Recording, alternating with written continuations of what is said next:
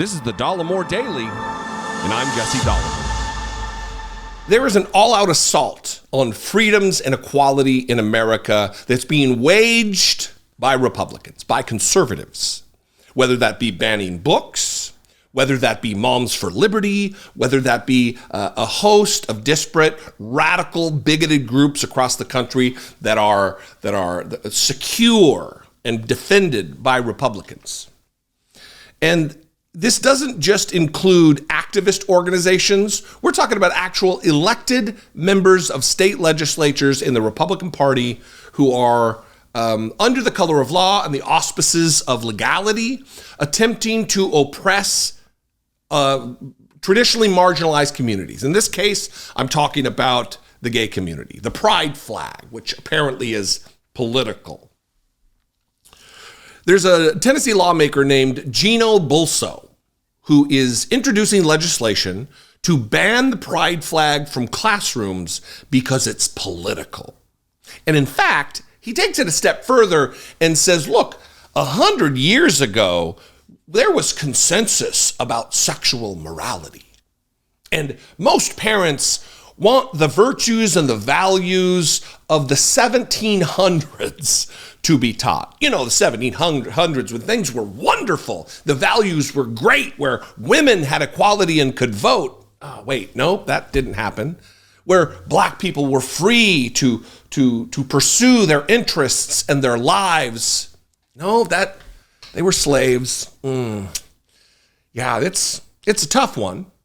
And where gay people in the 1700s, where I'm sure were treated well and equal. Not true either. Anyway, here is a news package from the local news there in Tennessee talking about his bill, and they interview him, and you will, I mean, you're not going to be shocked, but it is remarkable that this guy knew a camera was recording him and said these things. Watch this. Whether in hallways or classrooms, Republican Representative Gino Bulso says these flags don't belong in public schools. In my district, some constituents and a school board member that were concerned about teachers and counselors displaying the pride flag in different schools as a way of trying to indoctrinate students as to what values that they should possess. Ahead of the start of the legislative session, the Brentwood lawmaker filed a bill that not only bans pride flags, but any flag that isn't the official U.S. or Tennessee flag from public schools. The bill obviously is somewhat agnostic with regard to any political views. It simply seeks to remove from the classroom these types of political influences that some use to try to indoctrinate children. What does an LGBT flag indoctrinate a child into? Well, I guess it really depends. I mean, it covers a very wide swath, which is really where the problem is.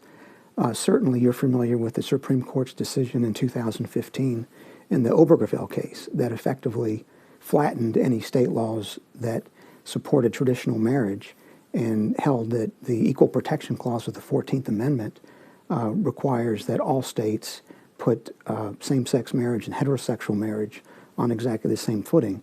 That's one issue that I think that flag represents. Bulso said he thinks the values children should be taught are from the 1700s. 50 years ago, we had a consensus on what marriage is. We don't have that anymore. 100 years ago, we had a consensus on sexual morality. I don't think we have that anymore.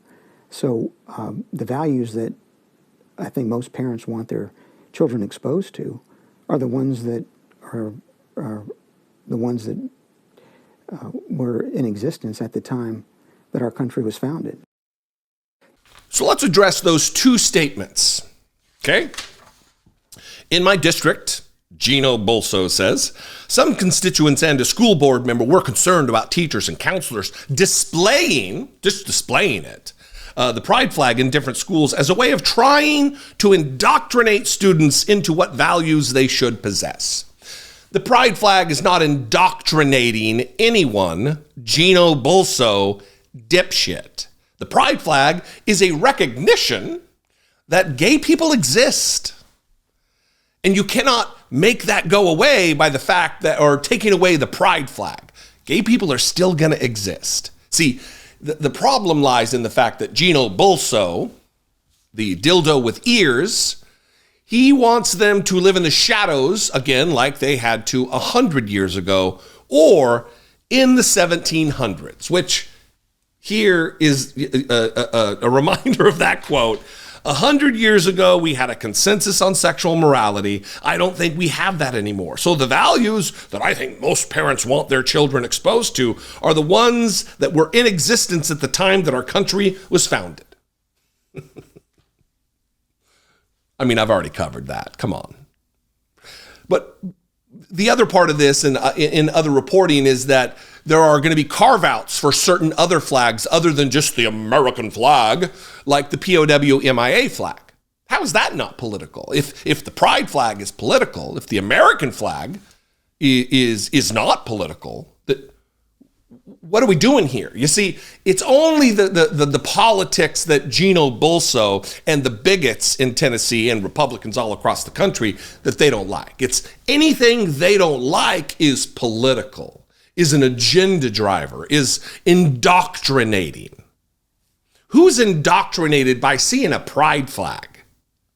It is a nonsensical argument that through color of law and legislation, they want to impose. And he's here for it. Certainly there is a segment of population in Tennessee that is here for it. What do you think?